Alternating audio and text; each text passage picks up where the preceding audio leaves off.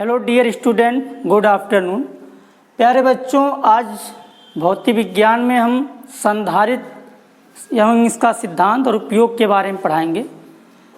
तो संधारित्र क्या होता है? संधारित्र एक ऐसा समायोजन है जिसमें किसी चालक के आकार में बिना परिवर्तन किए हुए आवेश की पर्याप्त मात्रा को संचित किया जा सकता है। अर्थात चालक के आकार को बिना बदले हुए आवेश की पर्याप्त मात्रा को उसमें हम संचित कर सकते हैं, संधारित्र कहलाता है।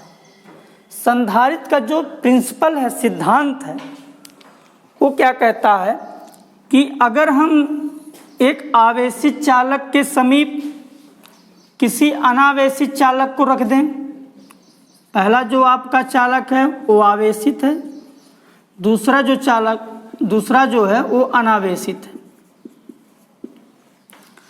अगर आवेशित चालक के समीप किसी अनावेशित चालक को रख दिया जाए तो आवेशित चालक का जो विभव होता है वो पहले से कम हो जाता है,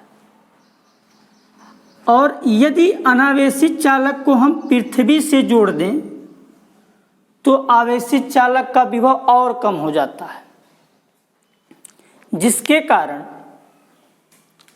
संधारित्र की जो धारिता होती, कैपेसिटर होता है, उसमें पर्याप्त वृद्धि हो जाती है। एक बार पुनः, जब किसी आवेशित चालक को के समीप किसी अनावेशित चालक को रख दिया जाता है तो आवेशित चालक का विभव कम हो जाता है।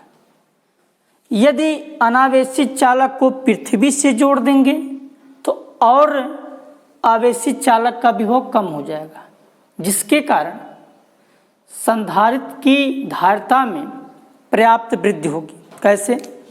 क्योंकि हम जानते हैं संधारित्र की जो धारिता होती है वो C बराबर होती है Q/V। तो हमने आपको बताया कि विभव कम हो जाएगा, धारिता का मान बढ़ जाएगा। तो आवेशित चालक का विभव कम हो गया, अर्थात B का मान कम हो गया, धारिता का मान बढ़ जाएगा। C inversely proportional 1/V। जो विभव है वो धारिता के व्युत्क्रमानुपाती है। B का मान बढ़ाएंगे तो C का मान घटेगा, V का मान घटाया जाएगा तो C का मान बढ़ेगा।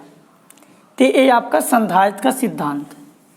संधारित्र का जो उपयोग होता है वो आवेशों का संचय करने में करते हैं, ऊर्जा का संचय करने में करते हैं, इलेक्ट्रॉनिक परिपथों में किया जाता है, वैद्युत उपकरणों में इसका उपयोग करते हैं और वैज्ञानिक अध्ययन में इसका उपयोग करते हैं। आगे समांतर प्लेट संधारित्र की धारिता है। समांतर प्लेट जो संधारित्र की धारिता होती है वो होती है C बराबर ε0 Ka/d।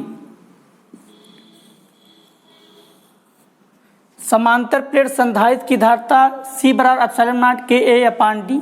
तो ये इस पर निर्भर करता है। तो जो कैपेसिटर होता है वो किस प्रकार निर्भर करता है?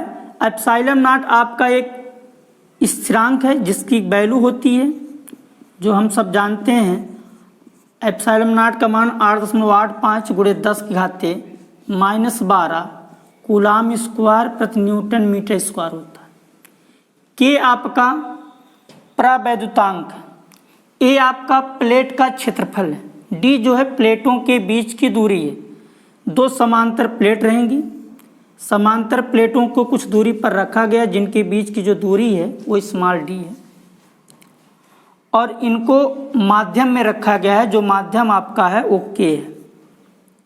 इन प्लेटों का जो क्षेत्रफल है वो ए है, जो समान पृष्ठ के क्षेत्रफल है। तो इस प्रकार जो धारिता होगी वो C जो होगी वो के समानुपाती होगी और उसके प्लेटों के क्षेत्रफल के समानुपाती होगी, जबकि उनके बीच की दूरी के व्युत्क्रमानुपाती होगी। तो जो संधारित्र की धारिता होती है वो प्लेटों के माध्यम पर, प्लेटों के क्षेत्रफल पर और प्लेटों के बीच की दूरी के ऊपर निर्भर करता है। अगर धारिता को हम प्लेटों को अगर किसी माध्यम में रख देंगे तो धारिता का मान बढ़ जाएगा। क्षेत्रफल है, क्षेत्रफल का मान बढ़ा देंगे तो धारिता का मान बढ़ेगा। दूरी घटाएंगे तो धारिता का मान बढ़ेगा, दूरी को अगर बढ़ाएंगे तो धारिता का मान घटेगा। इसका निगमन हम अगले वाले वीडियो में देंगे। इतना आप इसको पढ़ेंगे। Thank you.